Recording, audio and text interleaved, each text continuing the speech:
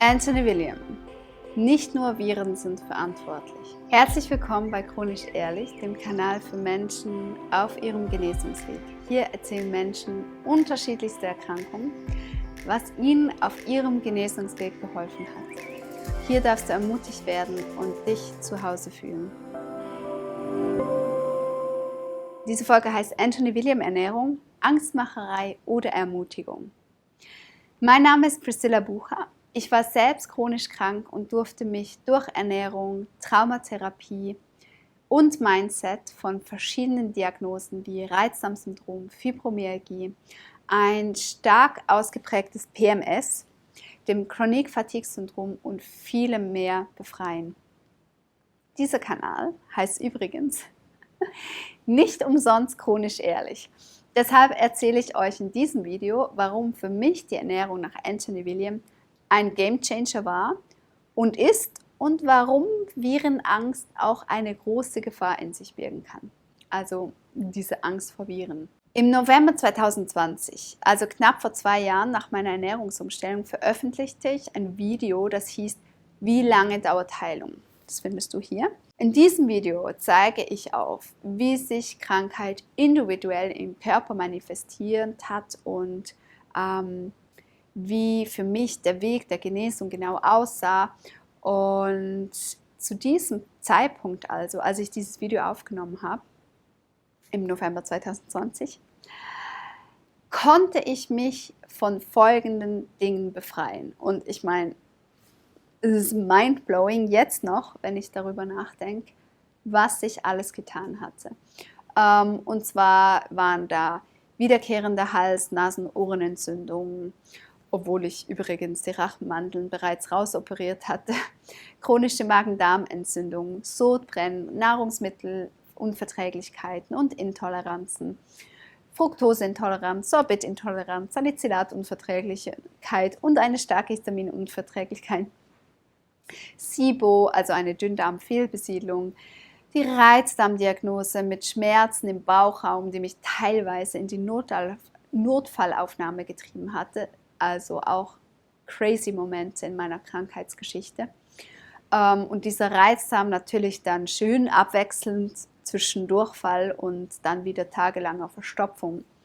Ich hatte mich zu dem Zeitpunkt auch befreit von der PMS-Diagnose, Kopfschmerzen und immer wieder Migräne, Endometriose, Fibromyalgie, Benommenheit, Brain Fog, Wortfindungsstörung, chronisches Fatigue-Syndrom, Herzstolpern, juckende Beine. Ich habe meine Beine blutig gekratzt. Restless Leg Syndrom, Schlaflosigkeit, Angstzustände und unvermitteltes Herzrasen. Auch mega unangenehm. Zu dem stark ausgeprägten PMS auch Wassereinlagerungen, Stimmungsschwankungen. Oh mein Gott, ich habe mich zum Teil einfach selbst nicht wiedererkannt vor meiner Periode. Dann Depression, Brustspannen, Vaginaschmerz, wiederkehrender Scheidenpilz. Dazu findest du auch mega viele Videos, weil wir eben hier bei Chronisch Ehrlich sind. Im Februar 2019 startete ich also diese strikte Ernährungsumstellung nach Anthony William.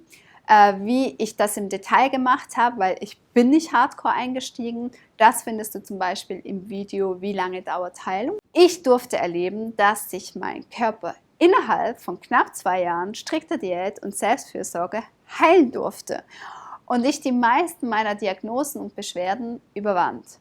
Im Video habe ich auch gezeigt, wie ich zum Beispiel den Heavy Metal Detox Smoothie mit all seinen Zusätzen die ersten Monate noch gar nicht einführen konnte. Also ich bin da wirklich im Mitgefühl gegangen, ja. Für mich zeichnet sich in meiner Genesungsgeschichte ab, dass ich immer sehr auf meinen Körper gehört habe und nicht einfach alles blind umgesetzt hatte. Ich habe mit meinem Körper gearbeitet und nicht gegen ihn. Ich habe mich nicht unter Druck gesetzt und mich nicht mit anderen verglichen. Mir ist aber in den letzten Jahren dieser Arbeit hier aufgefallen, dass es verschiedene Arten gibt, mit einer Ernährungsumstellung umzugehen. Zum Beispiel aus der Angstkraft heraus oder aus der Selbstfürsorgekraft heraus. Und wie ich das meine, zeige ich euch jetzt. Also, die Ernährungsweise nach Anthony William ist genial. Doch auch Genialität schützt vor potenziellen Fehlern nicht. Zu diesen möglichen Fehlern komme ich noch. Gerade wir chronisch Erkrankten haben eine Vorgeschichte. Es gibt einen Grund, warum unser Immunsystem in bestimmten Zeiten unseres Lebens unterdrückt war.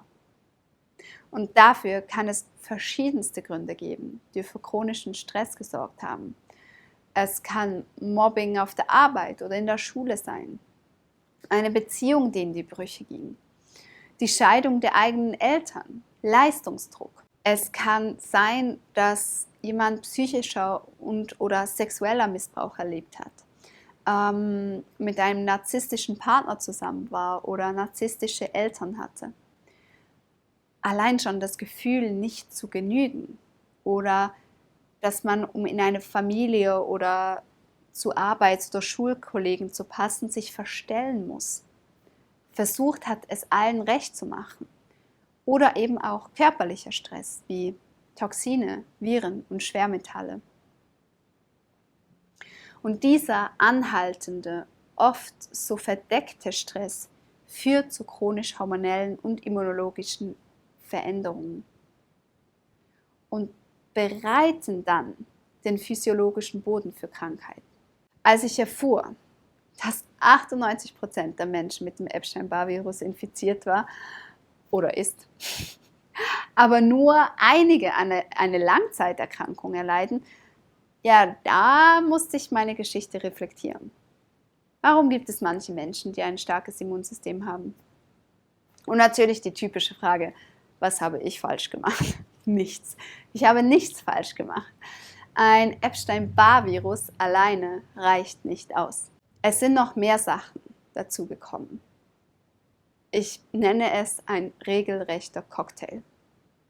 Ein Cocktail, der so toxisch ist, dass mein intelligenter Körper schlichtweg mit dem Abbau dieser Gifte überfordert war. Bei mir war die erste Zutat des giftigen Cocktails meine Malaria-Erkrankung. Da war ich 1 Jahr alt, also ich war mega klein. Meine Eltern dachten, das wäre eine gute Idee, trotz Kleinkindern in Indien als Missionare zu arbeiten.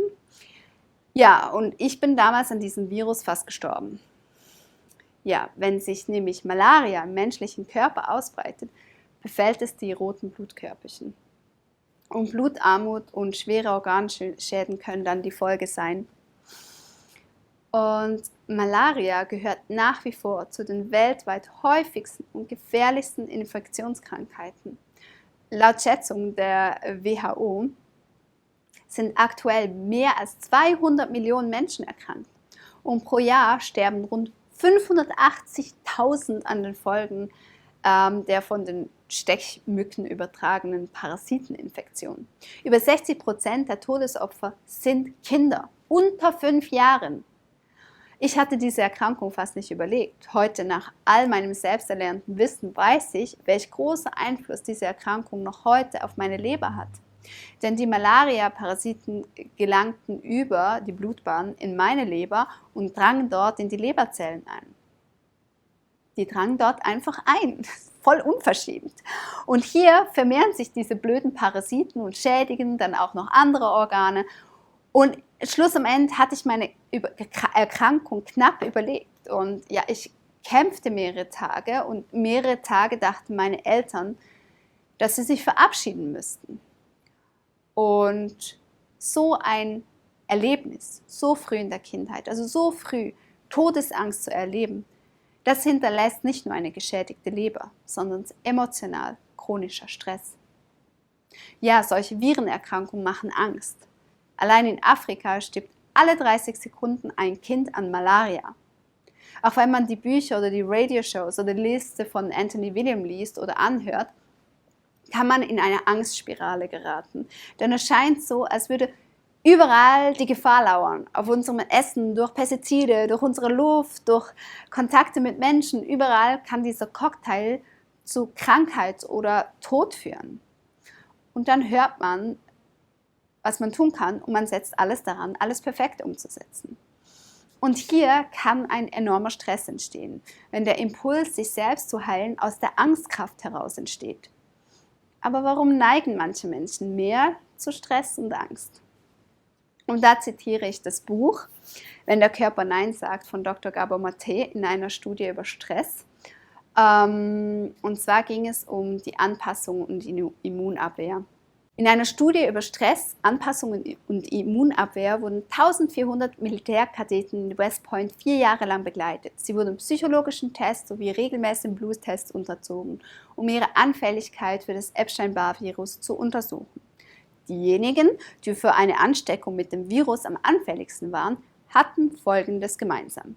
Sie verfolgten hochgesteckte Ziele, sie hatten in akademischer Hinsicht zu kämpfen und sie hatten Väter, die sehr viel erreicht hatten. Und hier sieht man den Zusammenhang zwischen Stress und der vermeintlichen Notwendigkeit, den Erwartungen der Eltern gerecht zu werden.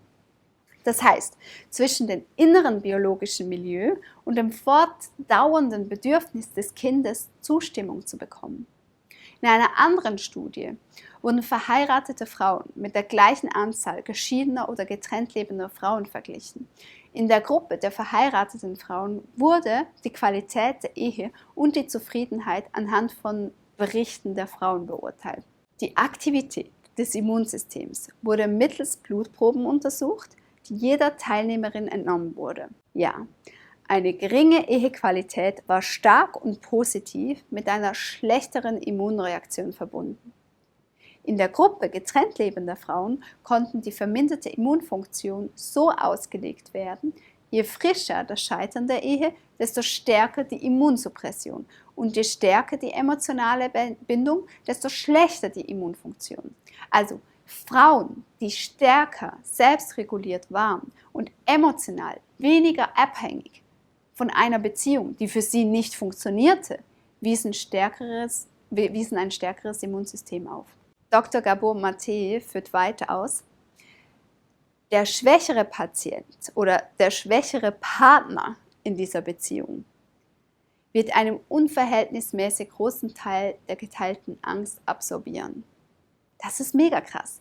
Das ist auch der Grund, warum so viel mehr Frauen als Männer wegen, sagen wir mal, Angst oder Depression behandelt werden. Das Problem ist hier nicht die Stärke, sondern die Macht. Das heißt, wer dient wessen Bedürfnissen? Es ist nicht so, dass die Frauen psychisch unausgeglichener wären als ihre Ehemänner. Unausgeglichen ist hier die Beziehung. So, dass die Frauen die Belastungen und Ängste ihres Ehemannes absorbieren, während sie ihre eigenen zurückhalten müssen. Der Partner, der einen größeren Teil seiner eigenen Bedürfnisse der Beziehung zuliebe verdrängen muss, wird mit größerer Wahrscheinlichkeit auch körperlich krank werden. Daher zum Beispiel auch das vermehrte Auftreten von Autoimmunerkrankungen und Krebsarten bei Frauen. Ich finde das so krass. Zusätzlich gibt es eine beeindruckende Anzahl von Untersuchungen der medizinischen und psychologischen Literatur, die belegt, dass frühkindliche emotionale Entbehrung in der Lebensgeschichte von Erwachsenen mit schweren Krankheiten eine Rolle spielte. Es ist klar, dass Eltern als Betreuungsperson weit mehr als nur die Bereitstellung von Nahrung, Unterkunft, lebenswichtigen Informationen und Schutz vor Verfolgern sind. Und dennoch sind viele Eltern so emotional abgelenkt oder vorbelastet, in finanziellen Sorgen, in Beziehungsstress, überarbeitet, dass viele Kinder später als Erwachsene eine stressbedingte Krankheit entwickeln, ohne missbraucht oder traumatisiert worden zu sein. Diese Menschen leiden nicht, weil ihnen etwas Negatives zugefügt worden ist, sondern weil ihnen etwas Positives vorenthalten wurde. Es ist eine der tragischsten Pandemien weltweit. Wenn die liebevollen Gefühle eines Elternteils beeinträchtigt sind, dann nur deshalb, weil der betreffende Elternteil selbst zutiefst verletzt wurde. Diese Art der Ansteckung ist hochgefährlich und für unser Immunsystem ein echter Killer. Ja, unsere Welt wird immer toxischer, wird mit Pestiziden, Abgasen, Gülle, Schwermetallen und Viren. Doch stehen wir Menschen in der Gefahr, uns mit toxischem Verhalten zusätzlich zu verletzen. Wenn wir uns diesen Verletzungen und Ängsten nicht bewusst sind, laufen wir die Gefahr, dass wir denken, uns rein durch Detoxen selbst heilen zu können. Und dabei ist immer noch unter chronischem Stress leiden. Für mich findet sich hier der Fehler in den Lives von Anthony Williams, die zum Teil Angst und Stress auslösen können, wenn es zum Beispiel um die bösen Industrien geht oder die Gefährlichkeit der Viren. Sich aus der Angstkraft heraus einer Ernährungsumstellung zu mobilisieren, bedeutet Stress zu erzeugen, aus der Angst vor einem Virus oder der Angst vor der Pharma- oder bösen Industrien. Stress zu erzeugen aus dem Vergleichen heraus, Stress zu erzeugen aus dem Perfektionismus heraus, weil man das vielleicht als Kind so gelernt hat, es allen recht zu machen, um endlich die Aufmerksamkeit oder Liebe der abgelenkten Eltern zu bekommen. Aus der Angstkraft heraus bist du gegen etwas, gegen die Viren, gegen die No-Foods, gegen die Pharma und gegen die Ärzte, gegen andere Heilformen, gegen dich selbst, wenn du gerade scheiterst und deine hochgesetzten Ziele nicht erreichst. Aus der Selbstfürsorgekraft heraus bist du für etwas. Dann bist du für deinen Körper, für gesundes Essen, für deine Leber, für deinen Darm, für dein Immunsystem, für deine Traumatherapie, für deine Gefühle, für dein Mindset, für die Umwelt, für die Natur, für die Tiere. Hier darfst du dir Zeit lassen zu heilen. Hier gibt es verschiedene Wege, die du gehen darfst. Hier darf es dir mal schlecht gehen, hier darfst du weinen, hier darfst du fühlen, hier darfst du genesen. Egal wie dein Cocktail aussieht, der immunsuppressiv wirkt, so dass deine virale Belastung so stark werden konnte. Genesung ist möglich. Genesung ist in uns drin. Unser Körper ist täglich mit dessen Reparatur beschäftigt. Ich durfte lernen, dass mein Immunsystem nicht nur von Malaria und dem EBV hart mitgenommen wurde, sondern dass ich chronischem Stress ausgesetzt war. Ich wuchs in einer Familie auf, in dem Funktionieren sehr wichtig war, in dem christliche Vision über allem stand. Ich täglich Angst vor der Hölle hatte, in der ich zur Bestrafung geschlagen wurde, in der mein Vater labil in seiner Gefühlswelt war, da er als Sohn eines gewalttätigen Alkoholikers aufwuchs. Meine Mutter sich um meinen Vater kümmerte und dadurch emotional abgelenkt war. Eine Familie, die sich an Dogmatik klammerte, in der ich keine eigene Meinung haben durfte. Später, als mein Mann in die Alkoholsucht geriet, unser Vermieter uns aufgrund eines Wasserschadens verklagte, mein Sohn mit Autismus diagnostiziert wurde und ich von meiner Kirche ausgeschlossen wurde aufgrund meiner liberalen Einstellung, ja, da war mein Cocktailglas voll. Und mein Körper sagte nein. Ist nun die Erkrankung auf den Epstein-Barr-Virus zurückzuführen? Nicht ganz. Es sind viele Aspekte. Und es ist wichtig, diese zu kennen, um ganzheitlich zu heilen. Es ist wichtig, dass wenn du spürst, dass dir etwas Angst macht oder Stress auslöst, dass du das etwas hinterfragst. Ich habe vorhin gesagt, dass die Ernährung nach Anthony Williams genial ist, aber nicht von möglichen Fehlern schützt. Mein Gedanke ist folgender, dass Menschen, die bereits Gewalt und Missbrauch erlebt haben, ganz schwer mit manchen Dingen, die Anthony sagt, umgehen können. Wenn er über die Politiker, die Pharma, die Vergiftung spricht, kann das Angst auslösen, was alles andere wie hilfreich in der Heilungsphase ist. Ich hatte mir von Anfang an vorgenommen, ich orientiere mich nach dem Guten. Wie es in der Bibel heißt, prüfe alles und behalte das Gute. Für mich heißt das, dass ich durch die Ernährung meine geschädigte Leber unterstütze, so dass sie sich selbst heilen kann. Für mich heißt das, dass ich eine Traumatherapie mache und täglich Gefühlearbeit und Meditation mache. Auch Trampolinspringen und leichtes Yoga praktiziere. Für mich heißt das, dass ich lerne, nicht einfach zu funktionieren und mich anzupassen, sondern dass ich herausfinde, wer ich wirklich bin. Eine gemütliche Schnecke, die sehr liberal, zugleich spirituell ist und sich für wissenschaftliche Studien interessiert. Ich darf ich sein und genau das darfst auch du. Du darfst du sein und in deiner Ganzheit heilen. Du bist unglaublich kostbar, du bist einzigartig und du wirst einzigartig heilen. Ich wünsche dir das Allerbeste für deinen Genesungsweg. Fühl dich fest umarmt und einen Kuss auf deine Leber. Wenn du unseren Kanal unterstützen möchtest, freuen wir natürlich, wenn du die Videos teilst, überall wo du kannst. Und wir freuen uns auch über eine Spende. Wir haben jemanden im Team dazu gewonnen, die liebe Paulina, die mithilft zu schneiden. Und genau, Jonas und ich investieren große Zeit unserer Woche für diesen Kanal und möchten das gerne weiterhin machen. Am liebsten natürlich Vollzeit. Also vielen Dank für all diejenigen, die schon gespendet haben und die es noch machen werden. Adios!